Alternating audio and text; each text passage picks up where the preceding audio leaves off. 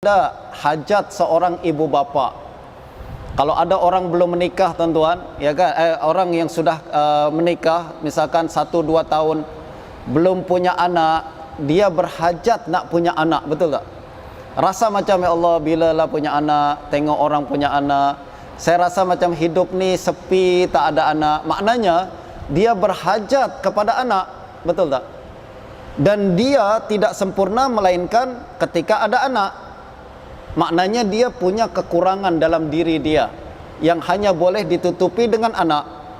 Allah Subhanahu wa ta'ala sempurna. Allah tak perlu apapun. Allah tak berhajat dengan apapun. Justru Allah tidak perlukan anak. Justru Allah tak perlukan isteri. Macam kita kan, tuan-tuan, dulu sebelum kahwin rasa macam hidup sepi saja. Ini adalah sifat natural manusia. Nabi Adam dulu Allah ciptakan di dalam syurga. Semua yang dia nak makan, bebas nak makan, tempat yang paling indah. Tapi ketika tak ada isteri, macam masih ada yang kurang juga. Maknanya dia tak sempurna melainkan kalau ada pasangan. Betul tak? Jadi tanpa pasangan dia tak sempurna. Dia berhajat kepada pasangan. Selepas punya pasangan, belum ada anak, kita rasa belum sempurna. Justru kita berhajat kepada anak. Betul tak? Allah Subhanahu wa ta'ala tak berhajat kepada sesiapa pun dan kepada apapun. Kenapa? Sebab Allah maha sempurna. Allah tak berhajat kepada apapun.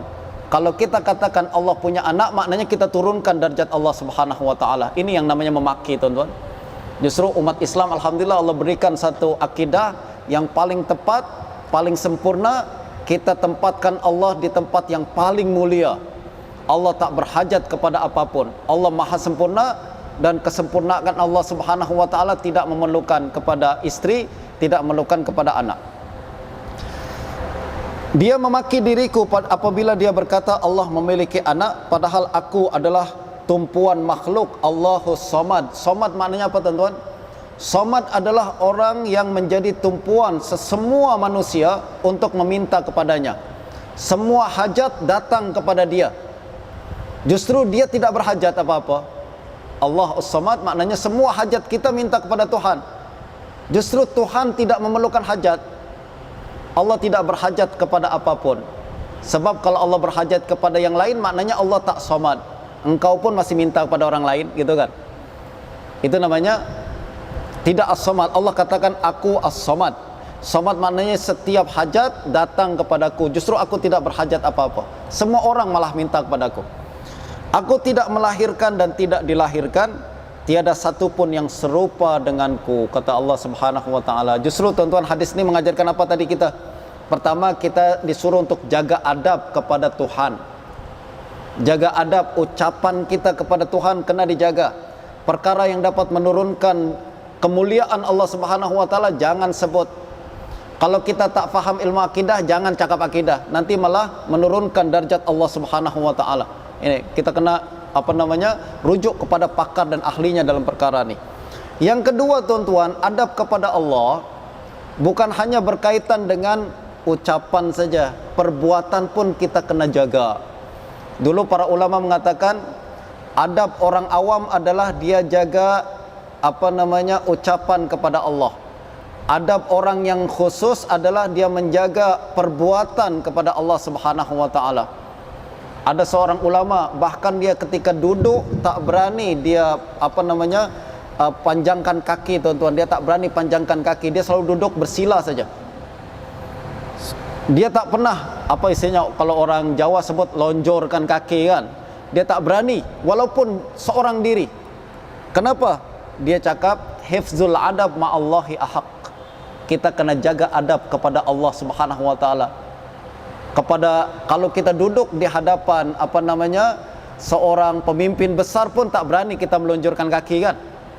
Depan dia melunjurkan kaki, tak sopan orang ni.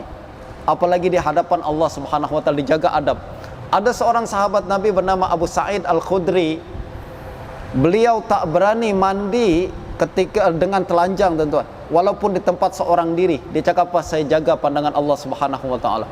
Adab ni, orang-orang hebat ni adab macam tu, tuan-tuan. Bukan cuma ucapan dijaga, tapi perbuatan. Dia bayangkan Allah selalu di depan mata dia saja. Ini namanya maqam muraqabah, selalu diawasi oleh Allah Subhanahu wa taala. Ini dia adab orang awam, jaga ucapan. Adab orang khusus, jaga perbuatan. Adab yang lebih khusus lagi, kalangan yang lebih khusus lagi, dia jaga minda dan pikiran. Sampai bisikan minda pun dia jaga. Jangan sampai ada bisikan yang merendahkan Allah Subhanahu wa taala. Justru mereka sering banyak beristighfar. Ramai orang ulama-ulama besar, wali-wali Allah Subhanahu wa taala, mereka hari-hari istighfar, padahal tak pernah buat dosa, tak pernah nampak buat dosa. Apabila ditanya, kenapa awak ni banyak istighfar, bertaubat pada Allah Subhanahu wa taala, dia cakap apa? Engkau tak tahu apa yang aku buat ketika bersendirian. Padahal dia tak buat apa-apa bersendirian, tak macam kita, tak ada orang kita berani maksiat, tak. Tapi dia jaga maksiat, termasuk bagi mereka adalah kalau punya pikiran-pikiran yang tak betul, tak sopan, tak beradab pada Allah Subhanahu wa taala, dikira sebagai dosa bagi mereka lah. Kita orang awam tak apalah, jaga lidah pun dah bagus dah. Jangan cakap perkara tentang Allah Subhanahu wa taala yang dapat